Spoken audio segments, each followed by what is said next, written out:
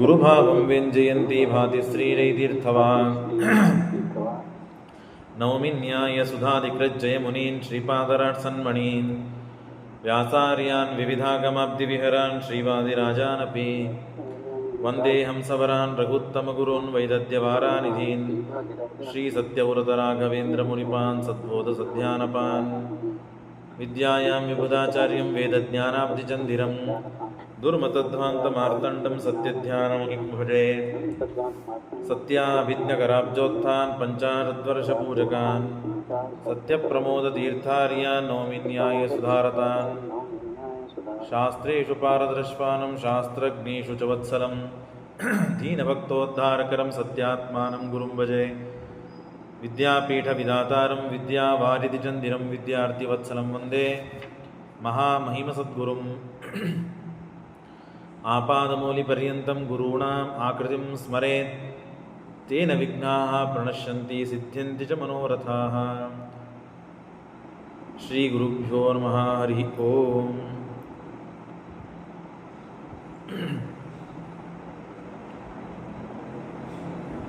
ಭರದ್ವಾಜರ ಮಕ್ಕಳಾದಂತಹ ದ್ರೋಣಾಚಾರ್ಯರು ತಾವು ತಮ್ಮ ದಾರಿದ್ರ್ಯವನ್ನು ತಮಗಾಗಿ ತಾವು ಇಟ್ಟುಕೊಂಡಿದ್ದರು, ಯಾವ ಸಮಸ್ಯೆ ಇರುತ್ತಿದ್ದಿಲ್ಲ. ಆದರೆ ಮಗನಿಂದ ಆದ ಸಮಸ್ಯೆ, ಮಗನಿಗೆ ಬಂದು ಹಾಲು ಕುಡಿಸ್ಲಿಕ್ಕೆ ನಮ್ಮ ಕಡೆಯಿಂದ ಆಗ್ತಾ ಇಲ್ಲಲ್ಲ, ಇಷ್ಟು ದಾರಿದ್ರ್ಯ ಬಂದರೆ ಏನು ಅಂತ ಹೇಳಿ ಹೆಂಡತಿ ಹೇಳಿದ್ದನ್ನು ಕೇಳಿ ಒಂದು ಆಕಳನ್ನು ಪಡಿಬೇಕು ಅಂತ ಹೇಳಿ ಸರ್ವೋತ್ತಮನಾದ ಸರ್ವೇಶ್ವರನಾದ ಸರ್ವಶಕ್ತನಾದಂತಹ ಭಗವಂತನ ಹತ್ರ ಹೋಗಿ ಕೇಳಿದರೆ ನನ್ನ ಪ್ರತಿಗ್ರಹ, ನಾನೇನು ಮಾಡಿದ ನಿಯಮ ಇದೆಯೋ ಆ ನಿಯಮಕ್ಕೆ ಯಾವ ತೊಂದರೆಗಳಿಲ್ಲ ಅಂತ ಅನ್ಕೊಂಡು ಸ್ವಾಮಿ ಗುರು ಪರಮಂ ದೈವತಂಚ, ಎಲ್ಲರಿಗೂ ಸ್ವಾಮಿಯಾದವನು, ಗುರು ಆದವನು ಮತ್ತು ಪರದೈವತೆಯಾದಂತಹ ಭಗವಂತ, ಅವನ ಹತ್ರ ಹೋಗಿ ಕೇಳಿದರೆ ಯಾವ ಸಮಸ್ಯೆ ಇಲ್ಲ ಅಂತ ಹೋಗಿ ದ್ರೋಣಾಚಾರ್ಯರು ಪರಶುರಾಮ ದೇವರ ಹತ್ರ ಹೋಗಿ ಒಂದು ಆಕಳನ್ನು ಕೇಳಲಿಕ್ಕೆ ಹೋಗಿದ್ದಾರೆ. ಯಾಕೆ? ತನ್ನ ಮಗ ಆ ಆಕಳ ಹಾಲನ್ನು ಕುಡಿದು ಸಂತೋಷ ಪಡಲಿ. ಪ್ರತಿನಿತ್ಯ ನನ್ನ ಹೆಂಡತಿ ನೀರಿನಲ್ಲಿ ಹಿಟ್ಟನ್ನು ಕಲಿಸಿ ಇದೇ ಹಾಲು ಅಂತ ಕೊಡ್ತಾ ಇದ್ಲು. ಅವನಿಗೇನು ಗೊತ್ತಿದ್ದಿದ್ದಿಲ್ಲ, ನಿಜವಾದ ಹಾಲನ್ನು ಕುಡಿದು ಇದು ಹಾಲಲ್ಲ ಅಂತ ಹೇಳಿ ನಾವು ಮೋಸ ಮಾಡಿದ್ದೇವೆ ಅಂತನೂ ಭಾವನೆ ಅವನಿಗೆ ಬಂದಿದೆ. ಇದು ನಮ್ಮಿಂದ ಹೋಗಬೇಕು ಅಂತ ದೇವರ ಕಡೆ ಹೋಗಿದ್ದಾನೆ. ಆ ಭರದ್ವಾಜರ ಮಕ್ಕಳಾದಂತಹ ದ್ರೋಣಾಚಾರ್ಯರು ಬರ್ತಾ ಇದ್ದಾರೆ. ಬರುವುದನ್ನು ನೋಡಿ ದೇವರಿಗೆ ಸಂತೋಷವಾಯಿತು. ಭೂಭಾರ ಹರಣಕ್ಕೆ ಯೋಗ್ಯನಾದ ವ್ಯಕ್ತಿ ಅಂತ ತಿಳಿದು ಇವನನ್ನು ಆರಿಸಿ ನನ್ನ ವಿದ್ಯೆಯನ್ನು ಧಾರೆಯಾಗಿ ಎರೆದು ಕೊಡಬೇಕು, ಒಬ್ಬ ಶ್ರೇಷ್ಠನಾದ ವ್ಯಕ್ತಿ ಬೇಕು ಅಂತ ಕಾಯ್ತಾ ಇದ್ರು ಪರಶುರಾಮ ದೇವರು. ಹಾಗಾಗಿ ದೃಷ್ಟ್ವೈವೇನಂ ಜಾಮದಗ್ನೇಯೋಪ್ಯಚಿಂತ ದ್ರೋಣಂ ಕರ್ತುಂ ಕ್ಷಿತಿಭಾರಾಪನೋದೆ. ಈ ದ್ರೋಣನಿಂದ ಕ್ಷಿತಿಭಾರವನ್ನು ಎಲ್ಲ ಕೆಳೆದು ಹಾಕಲಿಕ್ಕೆ ಸಾಧ್ಯವಿದೆ, ಎಲ್ಲ ನಾಶ ಮಾಡಲಿಕ್ಕೆ ಸಾಧ್ಯವಿದೆ. ಹೇತುಂ ಸುರಾಣಾಂ ನರಯೋ ನಿಜಾನಾಂ, ನರರಾಗಿ ಹುಟ್ಟಿದಂತಹ ದೇವತೆಗಳೆಲ್ಲ ನಾಶರಾಗಬೇಕಲ್ಲ, ಸಾಯಬೇಕಲ್ಲ. ಅವರನ್ನು ಸಂಹಾರ ಮಾಡುವುದು ಅಷ್ಟು ಸರಳಲ್ಲ.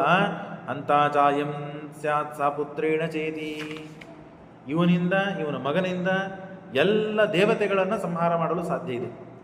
ಹಾಗಾಗಿ ಮತ್ತೆ ಅಷ್ಟೇ ಅಲ್ಲ, ಶ್ರೀಮದಾಚಾರ್ಯರು ಅನೇಕ ಮಾತುಗಳನ್ನು ಹೇಳ್ತಾರೆ, ಅನೇಕ ವಿಚಾರಗಳನ್ನು ಮಾಡುತ್ತಾರೆ. ಬಹಳ ಮಹತ್ವದ ಘಟ್ಟಕ್ಕೆ ನಾವು ಬಂದಿದ್ದೇವೆ. ನಿನ್ನೆ ನಾವು ಹೇಳಿದಂತೆ ತೇಷಾಂ ವೃದ್ಧಿ ಸ್ಯಾತ್ ಪಾಂಡವಾರ್ಥ ಹಿತಾನಾಂ ಹತಾನಾಂ ಮೋಕ್ಷೋಪಿ ಸೌಖ್ಯಸ್ಯ ಚ ಸಂತತಿಶ್ಚ. ದೇವತೆಗಳು ಭೂಮಿಯಲ್ಲಿ ಅವತಾರ ಮಾಡಿ ಪಾಂಡವರ ಪಕ್ಷದಲ್ಲಿ ಇದ್ದು ಯುದ್ಧ ಮಾಡಿದಾಗ, ದುಷ್ಟರನ್ನು ಸಂಹಾರ ಮಾಡಿದಾಗ, ಕ್ಷತ್ರಿಯರಾಗಿ ಅವತಾರ ಮಾಡಿದಾಗ, ಕ್ಷತ್ರಿಯರ ಧರ್ಮ ಏನು? ದುಷ್ಟರನ್ನು ಸಂಹಾರ ಮಾಡುವುದು, ಶಿಷ್ಟರನ್ನು ರಕ್ಷಣೆ ಮಾಡುವುದು, ತಮಗೆ ಬಂದ ಆಪತ್ತನ್ನು ಪರಿಹಾರ ಮಾಡುವುದು, ತಮಗೆ ಬಂದ ಆಪತ್ತನ್ನು ಕೊಟ್ಟಂತಹ ದುಷ್ಟರನ್ನು ಸಂಹಾರ ಮಾಡುವುದು. ಇದು ಮಾಡಿದರೇನೆ ಅವರಿಗೆ ಮೋಕ್ಷ. ಮತ್ತು ಅಷ್ಟೇ ಅಲ್ಲ, ದೇವತೆಗಳು ಈ ಪಾಂಡವರ ಪಕ್ಷದಲ್ಲಿ ಅವತಾರ ಮಾಡಿ ಪಾಂಡವರ ಪರವಾಗಿ ತಾವು ಯುದ್ಧವನ್ನು ಆಡಿದಾಗ ಮೋಕ್ಷದಲ್ಲಿ ಆನಂದ ಅಭಿವೃದ್ಧಿ ಆಗ್ತದೆ. ಇದು ಮಹತ್ತರವಾದ ಫಲ ಇದೆ. ಇದನ್ನು ನಾವು ಸ್ವಲ್ಪ ಅರ್ಥ ಮಾಡಿಕೊಳ್ಬೇಕು. ಮೋಕ್ಷದಲ್ಲಿ ಆನಂದ ಏನು ಸಿಗ್ತದೆ, ಮೋಕ್ಷದಲ್ಲಿ ಆನಂದದ ಅಭಿವೃದ್ಧಿ ಏನಾಗ್ತದೆ, ಇದರ ಬಗ್ಗೆ ನಾವೆಲ್ಲ ಸರಿಯಾಗಿ ತಿಳ್ಕೋಬೇಕು. ಬ್ರಹ್ಮಜ್ಞಾನ ಆದ ಮೇಲೆ, ಅಪರೋಕ್ಷ ಜ್ಞಾನ ಆದ ಮೇಲೆ ಜೀವನಿಗೆ ಸಾಧನ ಇದು ಪ್ರಾರಂಭವಾಗ್ತದೆ. ಅಲ್ಲಿವರೆಗೆ ಬ್ರಹ್ಮಜ್ಞಾನಕ್ಕಾಗಿ ಸಾಧನ. ಈಗ ನಾವೇನು ಸಾಧನ ಮಾಡ್ತಾ ಇದ್ದೇವಲ್ಲ, ಪಾಠ, ಪ್ರವಚನ, ದಾನ, ಸತ್ಕರ್ಮ, ದಾನ, ತಪಸ್ಸು, ಅನ್ನದಾನ, ವಿದ್ಯೆದಾನ, ದಕ್ಷಿಣಿ, ಧರ್ಮ, ಏನೇನೇನೇನು ಮಾಡ್ತೇವಲ್ಲ, ಇವೆಲ್ಲ ಕರ್ಮಗಳು, ಯಜ್ಞ, ಹೋಮ, ಇದೆಲ್ಲ ಯಾಕೆ ಮಾಡೋದು? ನಮ್ಮ ಆಚಾರ್ಯರು ಯಾವಾಗಲೂ ಈ ಮಾತು ಹೇಳೋರು. ಬೆಳಗ್ಗೆ ರಾಯರ ಆರಾಧನೆ ಬರ್ತದೆ, ಟೀಕಾರಾಯರ ಆರಾಧನೆ ಬರ್ತದೆ, ರಘುತ್ತಮರ ಆರಾಧನೆ ಬರ್ತದೆ, ಅಥವಾ ಮಹನೀಯರು ಮಹಾಂತರ ಸ್ವಾಮಿಗಳು ಬರ್ತಾರೆ, ಚಾತುರ್ಮಾಸ್ಯ ಆಗ್ತದೆ, ಮಹಾಸಮರಾಧನೆ ಆಗ್ತದೆ. ಅಲ್ಲೆಲ್ಲ ಮನುಷ್ಯ ಜೀವ ಬೆಳಗ್ಗಿನಿಂದ ಸಾಯಂಕಾಲ ತನಕ ಬಡಿಸ್ತಾನೆ, ಅಡಿಗೆ ಮಾಡ್ತಾನೆ, ಊಟಕ್ಕೆ ಹಾಕ್ತಾನೆ, ಎಂಜಲಗೋಮ ಮಾಡ್ತಾನೆ, 3 ದಿವಸಗಟ್ಟಲೆ ದುಡಿತಾನೆ, ಹಗಲೆಲ್ಲ ರಾತ್ರಿ ಇಲ್ಲ ದುಡಿತಾನೆ, ಚಾತುರ್ಮಾಸದಲ್ಲಿ 50-60 ದಿವಸ ದುಡಿತಾನೆ, ಬೆಳಗ್ಗೆ ಸಾಯಂಕಾಲ ದುಡಿತಾನೆ, ಅಖಂಡ ದುಡಿತಾರೆ. ಕೆಲವರಂತೂ ನಿದ್ದೆ ಇಲ್ಲ, ಊಟ ಇಲ್ಲ, ಎಲ್ಲ ಮಾಡ್ತಾರೆ. ಇದೆಲ್ಲ ಮಾಡುವುದು ಯಾಕೆ? ಇಷ್ಟೆಲ್ಲ ಶ್ರಮಪಟ್ಟು ಸಾಧನೆ ಮಾಡಿ ದೇವರನ್ನು, ಗುರುಗಳನ್ನು ಸಂತೋಷಪಡಿಸುವುದು ಯಾಕೆ? ಕರ್ಮವನ್ನು ಮಾಡುವುದು ಯಾಕೆ? ಜ್ಞಾನಕ್ಕಾಗಿ. ಈ ಜ್ಞಾನವನ್ನೇ ಗಳಿಸಲಿಲ್ಲ ಅಂದರೆ ಏನೂ ಪ್ರಯೋಜನವಿಲ್ಲ. ಇದೇ ಮನುಷ್ಯ ರಾಯರ ಆರಾಧನೆ ಇದೆ, ಟೀಕಾರಾಯರ ಆರಾಧನೆ ಇದೆ, ಸ್ವಾಮಿಗಳು ಚಾತುರ್ಮಾಸ್ಯಕ್ಕೆ ಕೂತಿದ್ದಾರೆ ಅಂತ ಹೇಳಿ 24 ತಾಸು ಪ್ರವಚನ ಹೇಳಿದ್ರೆ 24 ತಾಸು ಪ್ರವಚನ ಕೊಡ್ಲಿಕ್ಕೆ ಆಗೋದಿಲ್ಲ ಅವನಿಗೆ.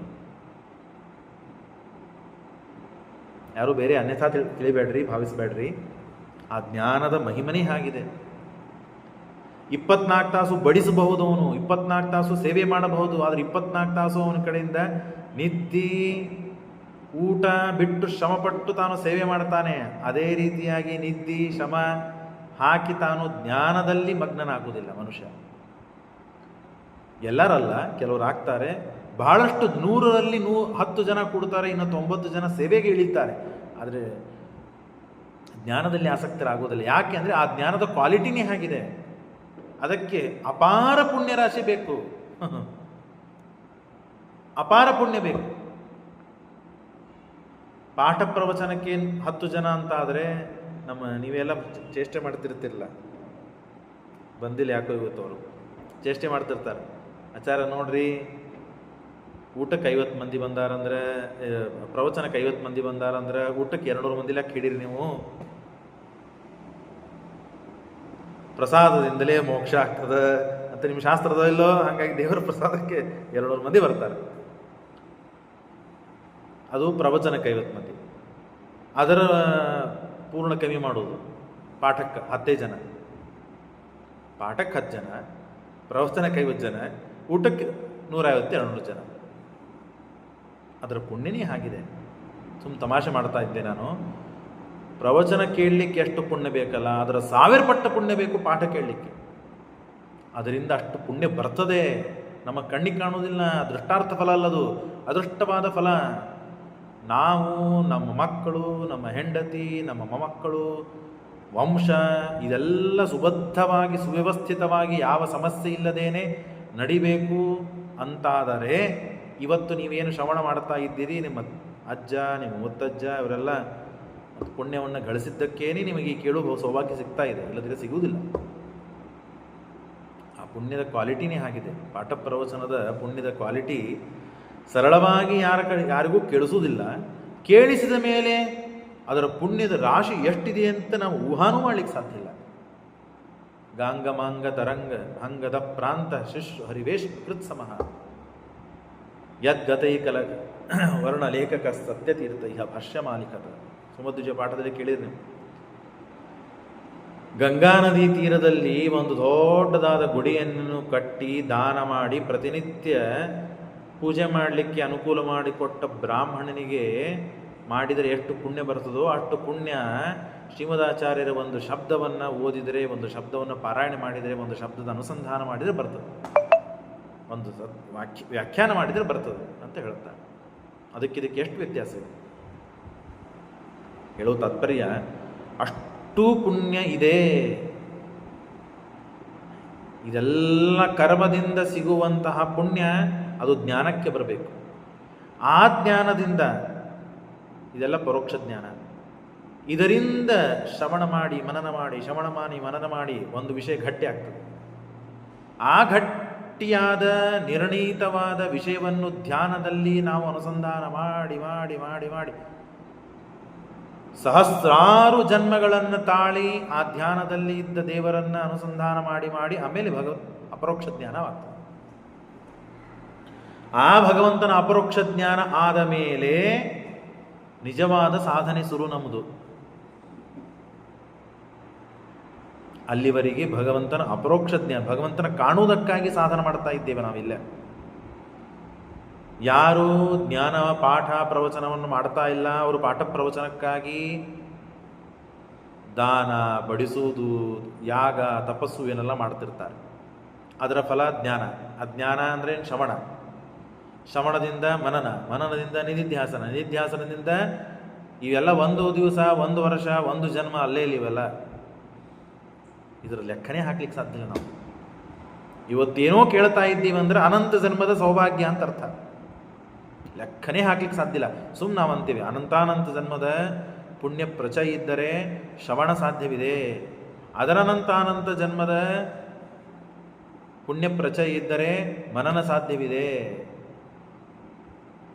ಅನಂತಾನಂತ ಜನ್ಮದ ಪುಣ್ಯ ಪ್ರಚಯ ಇದ್ದರೆ ಧ್ಯಾನ ಸಾಧ್ಯವಿದೆ. ಶ್ರವಣ ಮನನ ನಿಧ್ಯಾಸನಗಳಾಗಿ ಆಗಿ ಮಾಡಿ ಮಾಡಿ ಮಾಡಿ ಮಾಡಿದ ಮೇಲೆ ದೇವರ ಸಾಕ್ಷಾತ್ಕಾರವಾಗ್ತದೆ. ದೇವರ ಸಾಕ್ಷಾತ್ಕಾರಕ್ಕೆ ಇವೆಲ್ಲ ಸಾಧನಗಳು. ದೇವರ ಸಾಕ್ಷಾತ್ಕಾರ ಆದ ಮೇಲೆ ನಮಗೇನು ಮೋಕ್ಷ ಸಿಗ್ತದೆ ಅಂತ ಒಂದು ನಿಶ್ಚಯವಾಗ್ತದೆ, ಸ್ಟ್ಯಾಂಪ್ ಬೀಳ್ತದೆ ನಮ್ಮ ಮೇಲೆ. ಗೌರ್ಮೆಂಟ್ ಸ್ಟ್ಯಾಂಪ್ ಇದ್ದಂಗೆ ದೇವರೊಂದು ಸ್ಟ್ಯಾಂಪ್ ಕೊಡ್ತಾನೆ, ಓಯ್ ಇನ್ಮೇಲೆ ನೀನು ಮೋಕ್ಷಕ್ಕೆ ಹೋಗ್ತಿ, ಕಾಜಿ ಮಾಡಬೇಡ. ಆ ಮೋಕ್ಷದಲ್ಲಿ ನಮ್ಮದೇನು ಆಸ್ತಿ ಇದೆಯಲ್ಲ, ಆಸ್ತಿಯನ್ನು ಪಡಿಲಿಕ್ಕೆ ನಮಗೆ ಸಾಧನ. ಉದಾಹರಣೆ ಕೊಡಬೇಕು ಅಂದ್ರೆ ನಮಗೀಗ ಒಂದು ಡಜನ್ ನಿಮಗೊಂದು ಸೇಬು ಕೊಡೋರಿದ್ದಾರೆ, 12 ಸೇಬು ಕೊಡೋರಿದ್ದಾರೆ. 12 ಸೇಬುವನ್ನು ಪಡಿಲಿಕ್ಕೆ ಬೇಕಾದ ಸಾಧನೆಯನ್ನು ನೀವು ಮಾಡಿದರೆ ಅಂದರೆ ಅಷ್ಟು ಕೊಡ್ತಾರೆ, ಅಂದರೆ 10 ಕೊಡ್ತಾರೆ. ಸೇಬು ಕೊಟ್ಟರೆ ಕೊಡ್ತಾರೆ. ಮೋಕ್ಷ ನಿಮಗೆ ಹೇಗೆ ಆಗ್ತದೆ? ಮೋಕ್ಷದಲ್ಲಿ ಆನಂದ ಸಿಗ್ತದೆ. ಎಷ್ಟು ಆನಂದ ನೀವು ಪಡಿತೀರಿ ಅಂತನ್ನೋದು ನೀವು ಮಾಡಿದ ಸಾಧನೆಯಿಂದ ಸಿಗ್ತದೆ. ಮೊದಲಿಗೆ ಮೋಕ್ಷ ಆಗಬೇಕು ಅನ್ನೋ ಸಲುವಾಗಿ ಸಾಧನೆ. ಮೋಕ್ಷ ಆಗಬೇಕು ಅಂತನೂ ಸಾಧನೆ ಏನು? ದೇವರ ಅಪರೋಕ್ಷ ಜ್ಞಾನ. ದೇವರ ಅಪರೋಕ್ಷ ಜ್ಞಾನ ಆದ ಮೇಲೆ ನಮಗಾಗಿ ಇಟ್ಟಂತಹ ಫಲಗಳೇನಿವೆಯಲ್ಲ, ಈಗ ಉದಾಹರಣೆ ಹೇಳಬೇಕು ಅಂದರೆ ಸಮಗ್ರ ಶ್ರೀಮನ್ಯಾಯ ಸುಧಾ ಪರೀಕ್ಷೆ ಕೊಟ್ಟರೆ 4 ಲಕ್ಷ ಅಂತ ಇಟ್ಟಿದ್ದಾರೆ. 1 ಅಧ್ಯಾಯ ಕೊಟ್ಟರೆ ಇಷ್ಟು ಸಂಭಾವನೆ, 2 ಅಧ್ಯಾಯ ಕೊಟ್ಟರೆ ಇಷ್ಟು ಸಂಭಾವನೆ, 3 ಅಧ್ಯಾಯ ಕೊಟ್ಟರೆ ಸಂಭಾವನೆ. ಅವ್ನು ಪಂಡಿತ ಆಗೋದಿಲ್ಲ ಅಂತಿಲ್ಲ, ಅವ್ನು ಪಂಡಿತ ಆಗೇ ಆಗ್ತಾನೆ. ಉದಾಹರಣೆ ಹೇಳ್ತಾ ಇದ್ದೀನಿ ನಿಮಗೆ. ಈಗ ಸಮಾಜದಲ್ಲಿ ಪ್ರಚಲಿತವಾದಂತಹದ್ದು ಅದಕ್ಕೆ ದೃಷ್ಟಾಂತ. 4 ಅಧ್ಯಾಯಗಳನ್ನು ಕೊಟ್ಟರೆ 4 ಲಕ್ಷ ಕೊಡ್ತಾರೆ, ಹಾಗೂ ಪಂಡಿತ ಅಂತಾಗಿ ಆಗ್ತಾನೆ. 3 ಅಧ್ಯಾಯ ಕೊಟ್ಟರೆ ನಿಮಗೆ ಎಷ್ಟು ಕೊಡ್ಬೇಕು ಅಷ್ಟೇ ಕೊಡ್ತಾರೆ. ಹಾಗೆ ಮೋಕ್ಷದಲ್ಲಿಯೂ ಉದಾಹರಣೆಗಾಗಿ ಕೊಡ್ತಾ ಇದ್ದೀನಿ ಇದನ್ನು. ಹಾಗೆ ನಾವು ಮೋಕ್ಷದಲ್ಲಿ ನಮ್ಮದೇ ಆದ ಒಂದು ಆಸ್ತಿ ಅಂತಿದೆ, ನಮ್ಮದೇ ಆದ ಒಂದು ಸಂಭಾವನೆ ಇದೆ. ಆ ಸಂಭಾವನೆ ನಾವು ಎಷ್ಟು ಸಾಧನೆ ಮಾಡ್ತೀವಿ ಅಷ್ಟು ಸಿಗ್ತದೆ ನಮಗೆ. ಮೋಕ್ಷಕ್ಕೆ ಹೋಗೋದಿಲ್ಲ ಅಂತಿಲ್ಲ, ನೀವು ಪಂಡಿತರಾಗೋದಿಲ್ಲ ಅಂತಿಲ್ಲ, ಪಂಡಿತರಾಗ್ತೀರಿ. ಮೋಕ್ಷಕ್ಕೆ ಹೋಗೋದಿಲ್ಲ ಅಂತಿಲ್ಲ, ಮೋಕ್ಷಕ್ಕೆ ಹೋಗ್ತೀರಿ. ಆದರೆ ನಿಮ್ಮದೇ ಆನಂದ ನೀವು ಎಷ್ಟು ಪಡಿಬೇಕು ಅಷ್ಟು ಪಡಲಿಕ್ಕೆ ಆಗಿಲ್ಲ. ಆ ಆನಂದದ ಅಭಿವೃದ್ಧಿ ಅಂತನೋದು ಆಗ್ತದೆ. ಸಿಗಬೇಕಾದಷ್ಟು ಸಿಗ್ತದೆ, ಇನ್ನು ಹೆಚ್ಚಿನ ಆನಂದವೂ ಸಿಗ್ತದೆ.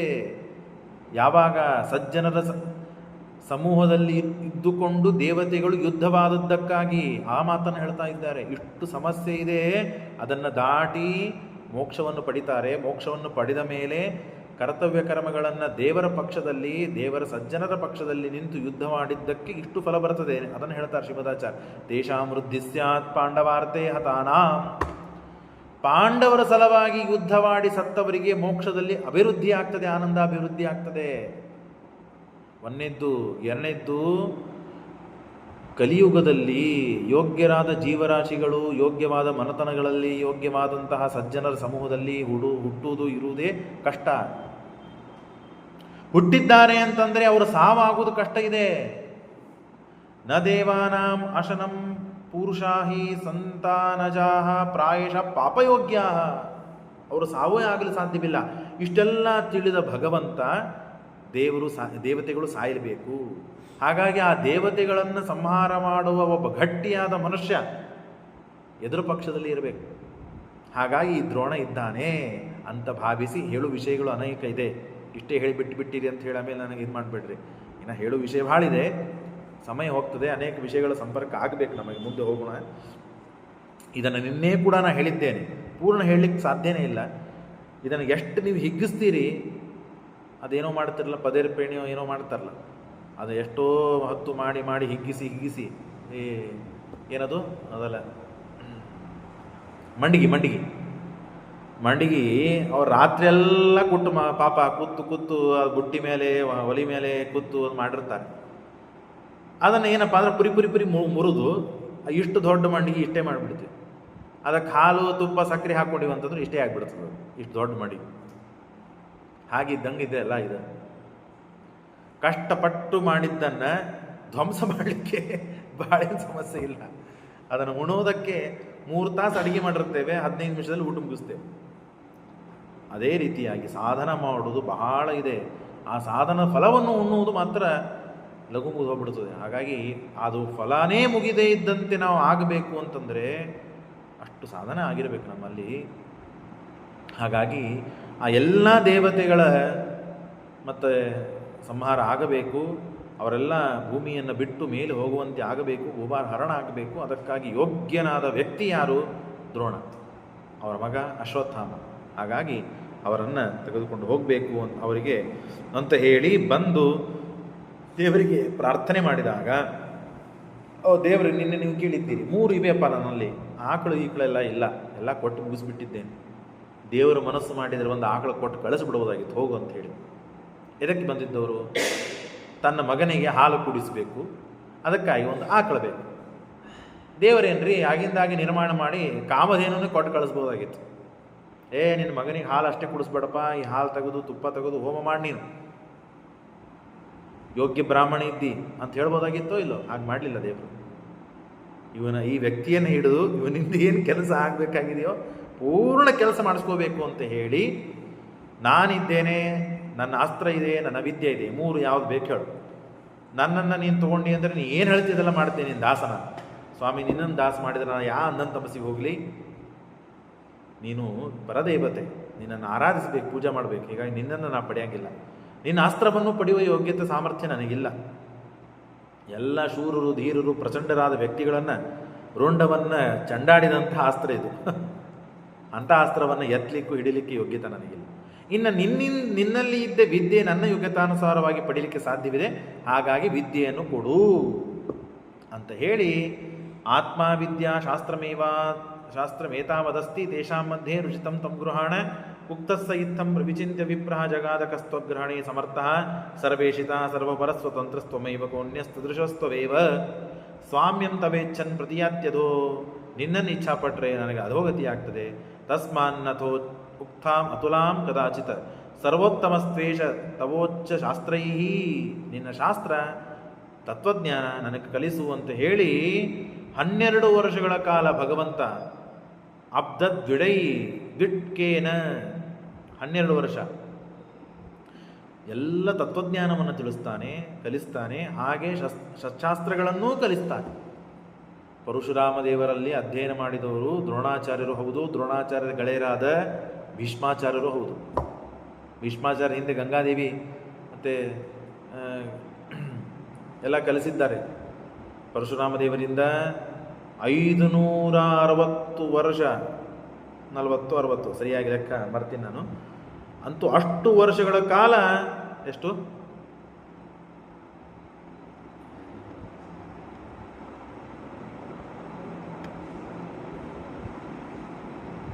ಎಷ್ಟಂದ್ರಿ? 525. 525. ಅದೇ ಪಾಠದ ವೇಳಕ್ಕೆ ಹೇಳಿನಿ, ಮರ್ತೀನಿ ನಾನು. ಇಷ್ಟು ವರ್ಷಗಳ ದೀರ್ಘಕಾಲದವರೆಗೆ ವೇದಾಂತ, ಶಾಸ್ತ್ರ, ತತ್ವಗಳು ಇವುಗಳೆಲ್ಲ ಕಲ್ತಾರೆ. ಬೃಹಸ್ಪತ್ಯಾಚಾರ್ಯರಿಂದ ಕಲ್ತಿದ್ದಾರೆ, ವೇದವ್ಯಾಸ ಪರಶುರಾಮ ದೇವರಿಂದ ಕಲ್ತಿದ್ದಾರೆ. ಹಾಗೆ ದ್ರೋಣಾಚಾರ್ಯರು ಕೂಡ 12 ವರ್ಷಗಳ ಕಾಲ ಆ ಪರಶುರಾಮ ದೇವರಿಂದ ಶಾಸ್ತ್ರಗಳನ್ನು, ತತ್ವಜ್ಞಾನವನ್ನು, ಬ್ರಾಹ್ಮಣರಾದದ್ದರಿಂದ ತತ್ವಜ್ಞಾನವನ್ನು, ಹಾಗೆ ಅಸ್ತ್ರಶಸ್ತ್ರಗಳ ಅಧ್ಯಯನವನ್ನು ಮಾಡುತ್ತಾರೆ. ಮಾಡಿ ಪರಮಾತ್ಮನಿಗೆ ಸಮರ್ಪಣೆ ಮಾಡಿ ಅಲ್ಲಿಂದ ಬರ್ತಾರೆ. ದಾನೇ ಅರ್ಧರಾಜ್ಯಸ್ಯ, ಅಲ್ಲಿಂದ ಬಂದು ಎದಕ್ಕೆ ಬಂದಿದ್ರು? ಆಕಳಿಗಾಗಿ. ಕಲ್ತಿದ್ದೇನು? ವಿದ್ಯೆ. ಹಾಗಾಗಿ ಯಾರ ಹತ್ರ ಏನು ಹೋಗಿ ಕೇಳಬೇಕು ಅಂತ ಇದರಿಂದ ದೇವರು ತಿಳಿಸಿಕೊಟ್ಟ. ನೀವು ನನ್ನ ಹತ್ರ ಬಂದು ಆಕಳ ಕೇಳಿದ್ರೆ ಹೆಂಗೋ? ನಾನು ಅದನ್ನು ಕೊಡ್ತೇನೆ, ಆದರೆ ಕೊಡುವುದು ನನ್ನಲ್ಲಿ ಬೇರೆ ಇದೆ. ನೀನು ಉದ್ಧಾರಕ್ಕಾಗಿ ಇದ್ದ ಜ್ಞಾನ ಅದನ್ನು ಕೊಡ್ತೇನೆ ಅಂತ ಪರಮಾತ್ಮ ಆಶೀರ್ವಾದ ಮಾಡಿ ಕೊಟ್ಟ. ಆದರೆ ಅಷ್ಟಕ್ಕೆ ಸಮಾಧಾನ ಆಗಲಿಲ್ಲ. 12 ವರ್ಷ ಆಗೋಗಿತ್ತು. ಅಶ್ವತ್ಥಾಮಾಚಾರ್ಯ ಬೆಳೆದಿದ್ದಾರೆ. ನೆನಪಾಯಿತು, ನನ್ನ ತಂದೆಯಲ್ಲಿ ನಾನು ಮತ್ತು ನನ್ನ ಮಿತ್ರ ದೃಪದ ರಾಜ ಇಬ್ಬರೂ ಕೂಡ ಅಧ್ಯಯನ ಮಾಡೀವಿ. ಆಗ ದೃಪದ ರಾಜ ಒಂದು ಮಾತು ಕೊಟ್ಟಿದ್ದ, ನೀನು ನನ್ನ ಗುರುಪುತ್ರ, ಹಾಗಾಗಿ ನನ್ನ ಎಲ್ಲ ಸಂಪತ್ತು ನಿನಗೆ, ನನ್ನ ಅರ್ಧ ರಾಜ್ಯ ನಿನಗೆ ಕೊಡ್ತೇನೆ, ಏನು ಕಾಳಜಿ ಮಾಡಬೇಡ ನೀನು ಅಂತ ಹೇಳಿ ಅಷ್ಟು ಗೆಳೆತನ ಇತ್ತವರಲ್ಲಿ. ಹಾಗಾಗಿ ಅರ್ಧ ರಾಜ್ಯ ಏನು ಬೇಡಪ್ಪ, ಒಂದು ಆಕಳು ಕೊಟ್ಟರೆ ಸಾಕು ಅಂತ ಹೇಳಿ ಆ ಗೆಳೆಯನ ಮನೆಗೆ ಹೋಗೋಣ ಅಂತ ಹೇಳಿ ದಾನೇರ್ಧ ರಾಜ್ಯಸ್ಯ ಹಿ ತತ್ಪ್ರತಿಜ್ಞಾಂ ಸಂಸ್ಕೃತ್ಯ ಪೂರ್ವಾಂ ಉಪಯಾತ ಸಖಾಯಾಂ. ಕೇವಲ ಮಾತಿಗೆ ಮಲ್ಲರಿರುತ್ತಾರೆ ಕೆಲವರೆಲ್ಲ. ನಿಮಗೆ ಅದು ಕೊಡ್ತೀವ್ರಿ, ಇದು ಕೊಡ್ತೀವ್ರಿ, ಅದು ಮಾಡ್ತೀವ್ರಿ, ಇದು ಮಾಡ್ತೀವ್ರಿ. ಕೇಳಲಿಕ್ಕೆ ಬಂದಾಗ ನಡೆಯೋ ಅಂತ ಅನ್ನೋದರಲ್ಲಿ ಇವನೊಬ್ಬ ದೃಪದ ರಾಜ. ಗುರುಗಳಿಂದ ಅಧ್ಯಯನ ಮಾಡಬೇಕಾದಾಗ ಎಲ್ಲ ಬೇಕಾದಷ್ಟೆಲ್ಲ ಮಾತನಾಡಿದ. ಗುರುಪುತ್ರ ಇವರು, ಗುರುಗಳ ಪುತ್ರರು ಗುರುಗಳಿಗೆ ಸಮಾನ. ಗುರುಗಳು ಎಷ್ಟು ಇವನಿಗೆ, ಹಾಗೆ ಇವರ ಮಕ್ಕಳು ಗುರುಪುತ್ರರು ಅಷ್ಟೇ ಸ್ಥಾನಮಾನ ಎಲ್ಲದರಲ್ಲಿಯೂ ಆ ಗುರುವಂಶನೇ. ಹಾಗಿದ್ದಾಗ ಇವನು ಅಲ್ಲಿ ರಾಜ್ಯಕ್ಕೆ ಹೋದರೆ ಕರಿ ಬ್ರಾಹ್ಮಣ ಇವನೇ ನಡಿ ಅಂಥೇಳಿ ಹರಿದಿದ್ದ ಪಂಜ ಕರಿ ಇದ್ದವನನ್ನು ನೋಡಿ ಅವಮಾನ ಮಾಡಿ ಕಳಿಸ್ಬಿಡ್ತಾನೆ. ನೀ ಯಾರು ನನ್ನ ಗೆಳೆಯ? ನಾನು ರಾಜ. ಧನವಂತರು ಮಾತ್ರ ನನಗೆ ಗೆಳೆಯರು. ಧನ ಇಲ್ಲದೆ ಇದ್ದವರು, ಬೀದಿಗಿದ್ದವರು, ಭಿಕಾರಿಗಳು ನನ್ನ ಗೆಳೆಯರಲ್ಲ ಅಂತ ಹೇಳಿ ತಿರಸ್ಕಾರ ಮಾಡಿಬಿಟ್ಟ. ಆಗ ಭಯಾನಕ ಸಿಟ್ಟಾಯ್ತು ಇವರಿಗೆ, ಭಯಂಕರ ಸಿಟ್ಟಾಯ್ತು.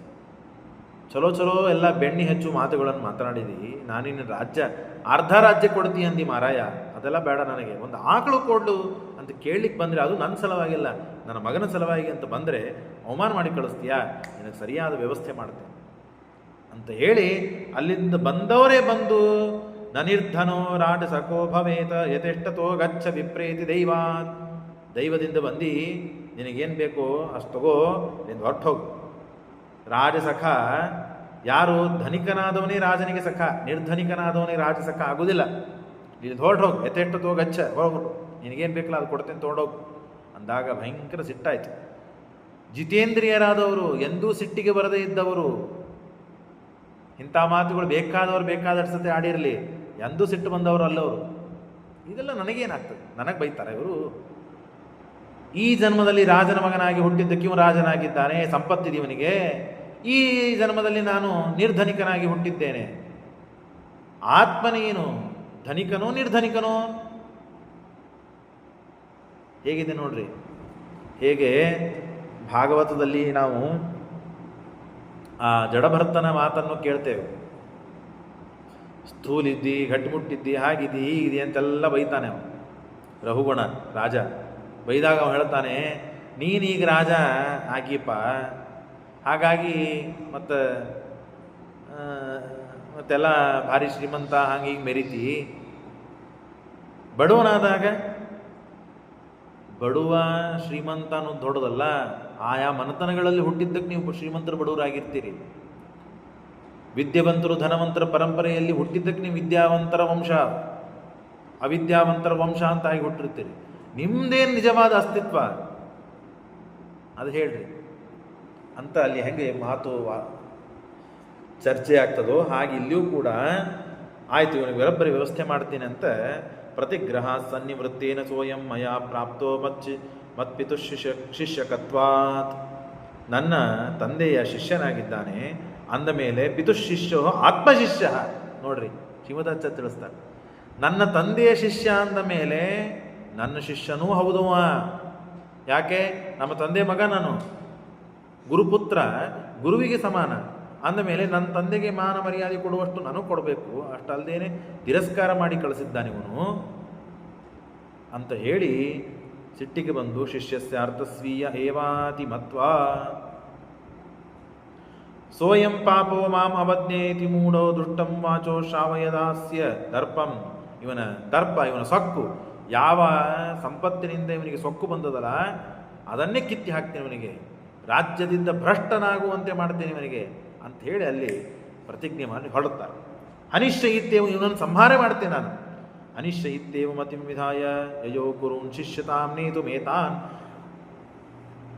ಹಸ್ತಿನಾವತಿಗೆ ಬರ್ತಾರೆ ನೇರವಾಗಿ ದ್ರೋಣಾಚಾರ್ಯರು.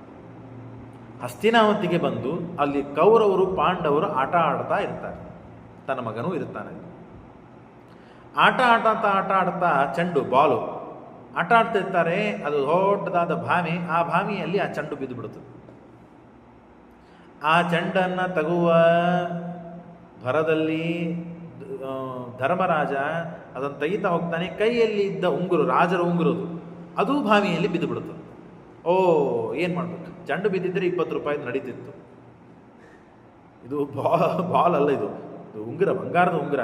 ಅದು ರಾಜರಿಗೆ ಇರುವುದು, ಅದನ್ನು ಕಳ್ಕೋಬಾರ್ದು, ಬೈತಾರೆ ಅಂತ ಹೇಳಿ ಪಾಪ ಬಹಳಷ್ಟು ಪ್ರಯತ್ನ ಮಾಡ್ತಾ ಇದ್ದಾರೆ. ಇದನ್ನೆಲ್ಲ ದೂರದಿಂದ ನಿಂತುಕೊಂಡು ದ್ರೋಣಾಚಾರ್ಯರು ಗಮನಿಸ್ತಾ ಇದ್ದಾರೆ, ನೋಡ್ತಾ ಇದ್ದಾರೆ.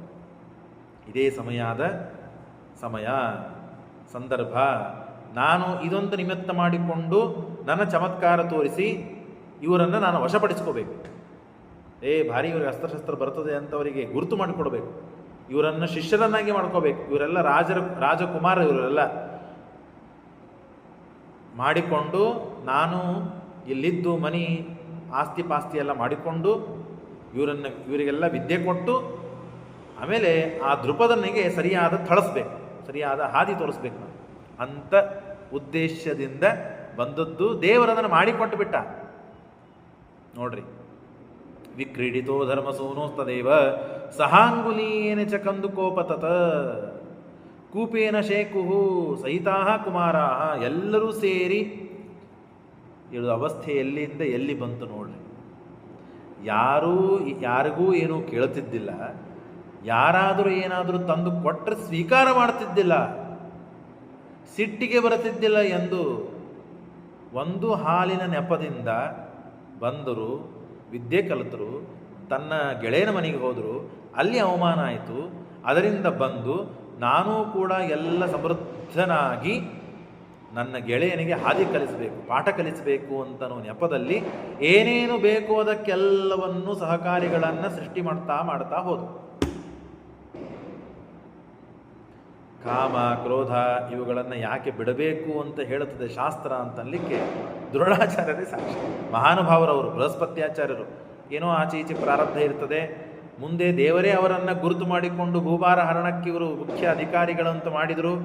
ಭೀಮಸೇನ ದೇವರಿದ್ದಾರೆ, ಇರಲಿ. ತರುವಾಯ ಶತ್ರು ಪಕ್ಷದಲ್ಲಿ ಇವರಿಲ್ಲದ ಭೀಷ್ಮಾಚಾರ್ಯ ದ್ರೋಣಾಚಾರ್ಯ ಇದ್ದಿದ್ದಿಲ್ಲ ಅಂದರೆ ಪಾಂಡವರ ಪಕ್ಷದಲ್ಲಿ ಎಲ್ಲರೂ ಸಾಯ್ತಾ ಇದ್ರು. ಹಾಗಾಗಿ ಕೂಪದಲ್ಲಿ ಬಿದ್ದಂತಹ ಭಾಮಿಯಲ್ಲಿ ಬಿದ್ದ ಚಂಡನ್ನು ಉಗುರನ್ನು ಎತ್ತಲಿಕ್ಕೆ ಸಮರ್ಥರಾಗಲಿಲ್ಲ. ಉದ್ಧರ್ತುಮೇವಂ ಪವನಾತ್ಮಜೋಭವತ. ಆಗ ಭೀಮಸೇನ ದೇವರು ಬಂದರು, ಸರಿ ಎಲ್ಲ ನಾ ಎತ್ತು ಕೊಡ್ತೇನೆ ಅಂತ ಬಂದರೆ, ಆಗ ಭೀಮಸೇನ ದೇವರು ಎತ್ತು ಕೊಡ್ತಾ ಇದ್ರೇನೋ ಅದನ್ನು ಬಂದು ತಡಿತಾ. ನಿಷ್ಪತ್ಯ ಚೋಧೃತ್ಯ ಸಮುತ್ಪದಿಶ್ರೇ ಕೂಪಾದಮುಷ್ಯಾತ್ ಭೃಶನಿ ಚಾತಪಿಸ್ಮ ಸಕಂದುಕಾಂ ಮುದ್ರಿಕಾಂ ಪಶ್ಯತಾದ್ಯ ಸರ್ವೇ ಕುಮಾರ ಇತಿ ವೀರ ಸಂಶಯಾತ್. ತದಾ ಕುಮಾರಾನ್ ಅವದತ್ಸ ವಿಪ್ರೋ ದಿಗಸ್ತ್ರಾಖ್ಯಂ ಭವತಾಂ ಪ್ರದಿತ್ಯ ಜಾತೆ ಕುಲೇ ಭಾರತಾನಾಂ ನ ವೇತ್ತಿ ದಿವ್ಯಾನಿ ಶಸ್ತ್ರಾಣಿ ಸುಚಾರ್ಚಿತಾನಿ. ಆಗ ಭೀಮನನ್ನು ತಡೆದು, ಯಾಕೆ ಒದ್ದಾಡ್ತೀರಪ್ಪ ಸಣ್ಣ ಹುಡುಗರು ನೀವು, ನಾವು ಬರ್ತೇನೆ ತಡ್ರಿ ಅಂತ ಹೇಳಿ ದ್ರೋಣಾಚಾರ್ಯರು ಬಂದು ಒಂದು ಹುಲ್ಲು ಕಡ್ಡಿಯನ್ನು ತಗೋತಾರೆ. ಒಂದು ಹುಲ್ಲು ಕಡ್ಡಿಯನ್ನು ಮಂತ್ರದಿಂದ ಪ್ರಯೋಗ ಮಾಡಿ ಒಗೆದರೆ ಭಾಮಿಯಲ್ಲಿ ಆಳವಾದ ಭಾಮಿ, ಅದು ಕೂಪ, ಒಗೆದರೆ ಚಂಡೂ ಬರುತ್ತದೆ ಮೇಲೆ. ಆ ಹುಲುಕಡ್ಡಿಯಿಂದ ಯಾವುದದು ಉಂಗುರವೂ ಮೇಲೆ ಬರ್ತದೆ. ನೋಡಿ ಎಲ್ಲರೂ ಆಶ್ಚರ್ಯಚಕಿತರಾಗ್ತಾರೆ. ಏನಪ್ಪ ಇವನು ಬ್ರಾಹ್ಮಣ ಒಂದು ಹುಲ್ಲುಕಡ್ಡಿಯನ್ನು ಬೀಸಾಡಿ ಚಂಡನ್ನು ತಗೋಬಹುದು, ಹೇಗಾದ್ರೆ ಉಂಗುರ ಒಳಗೆ ಹೋಗಿದೆ, ಭಾವಿ ಒಳಗೆ ಹೇಗೆ ತೊಗೊಂಬಂದ್ರಿ ಇವ್ರ ಮೇಲೆ ಅಂತ ಆಶ್ಚರ್ಯಚಕಿತರಾಗಿ ತಾವು ನಮಗೆ ಇದೆಲ್ಲ ಅಸ್ತ್ರಶಸ್ತ್ರಗಳು ಬೇಕು, ವಿದ್ಯೆ ಬೇಕು, ನಮಗೆ ಕಲಿಸ್ರಿ ಅಂತ ಕೇಳಿದರೆ ಅವಶ್ಯವಾಗಿ ಕಲಿಸ್ತೇನೆ, ಆದರೆ ಒಂದು ಕರಾರಿದೆ ಅಂತ ಹೇಳಿ ದ್ರೋಣಾಚಾರ್ಯರು ಹೇಳ್ತಾರೆ, ನನಗೆ ಇಲ್ಲಿ ಇರಲಿಕ್ಕೆ ಅವಕಾಶ ಮಾಡಿಕೊಡಬೇಕು, ನನಗೂ ಮನೆ ಕೊಡಬೇಕು, ಅನ್ನ ಇಲ್ಲ ಕೊಡಬೇಕು ಅಂದಾಗ ನಾನು ಇರ್ಕೊಳ್ಳಿಕ್ಕೆಲ್ಲ ವ್ಯವಸ್ಥೆ ಮಾಡ್ಬೇಕು. ನಮಗೆ ಯಥೇಷ್ಟ ವಿತ್ತ ನೋಡ್ರಿ ಹೇಳ್ತಾರೆ, ಯಥೇಷ್ಟ ವಿತ್ತಾಶನ ಪಾನಮಸ್ಯ ಧರ್ಮಾತ್ಮಜ ಪ್ರತಿ ಜಜ್ಞೆ ಸುಶೀಘ್ರಂ. ಇಷ್ಟು ಹೇಳಿದರೆ ಇಷ್ಟೆಲ್ಲ ನೀವು ನನಗೆ ಕೊಡ್ರಿ, ನಾನು ನಿಮಗೆಲ್ಲ ವ್ಯವಸ್ಥೆ ಮಾಡ್ತೇನೆ. ನನ್ನನ್ನು ನೋಡಿಕೊಳ್ಳೋ ಜವಾಬ್ದಾರಿ ನಿಮ್ಮದು, ನಿಮಗೆ ಅಸ್ತ್ರಶಸ್ತ್ರಗಳ ವಿದ್ಯಾವಂತರನ್ನಾಗಿ ಮಾಡುವ ಜವಾಬ್ದಾರಿ ನಂದು ಅಂತ ಕರಾರಾಯಿತು. ಎಂದೂ ಏನೂ ಕೇಳದೇ ಇದ್ದ ವ್ಯಕ್ತಿ, ಇದನ್ನು ಮರಿಬೇಡ್ರಿ, ಇಷ್ಟು ದಿನ ತಾವು ಏನನ್ನ ಮಾಡಿ ಬದುಕಿದ್ದಾರೋ ಅದನ್ನು ಪೂರ್ಣ ವಿರುದ್ಧವಾಗಿ ನಡೀತು ಜೀವನ. ಹೀಗೆ ಹೇಳಿದಾಗ ಸರಿ ಆಗಲಿ ಅಂತ ಹೇಳಿ ಧರ್ಮರಾಜ ಆಗಿಂದಾಗ ಅವರಿಗೆ ಹಣವನ್ನು, ಸಮೃದ್ಧ ಹಣವನ್ನು ಕೊಟ್ಟ. ಪಾಪ ಯಾವಾಗ ಊಟ ಮಾಡಿದ್ರೇನು, ಅನ್ನಾದಿಗಳನ್ನು ಕೊಟ್ಟರು, ವ್ಯವಸ್ಥೆ ಮಾಡಿ ಆಶ್ವಾಸನೆ ನೀಡಿ ಧರ್ಮರಾಜ ಅವಶ್ಯವಾಗಿ ನೀವು ಇಲ್ಲಿ ಇರ್ರಿ ಅಂತ ಹೇಳಿ ಅವರ ಕಡೆಯಿಂದ ಅಲ್ಲೇ ಅವರಿಗೆಲ್ಲ ವ್ಯವಸ್ಥೆ ಮಾಡಿ ಇರಿಸಿ ಅವರ ಕಡೆಯಿಂದ ಇನ್ನೆಲ್ಲ ಅಸ್ತ್ರಶಸ್ತ್ರಗಳನ್ನು ಕರೀತಾರೆ. ಇಷ್ಟು ಕಥೆ ನಡೀತಾ ಇದೆ. ಇಲ್ಲಿಗೆ ಮುಗಿಸೋಣ, ಮತ್ತೆ ನಾಳೆ ಮುಂದೆ ಹೇಳೋಣ. ಹೇಳಬೇಕಾದದ್ದು ಬಹಳ ಇದೆ, ಇರಲಿ. ಶ್ರೀಕೃಷ್ಣ ಅರ್ಪಣಮಸ್ತು.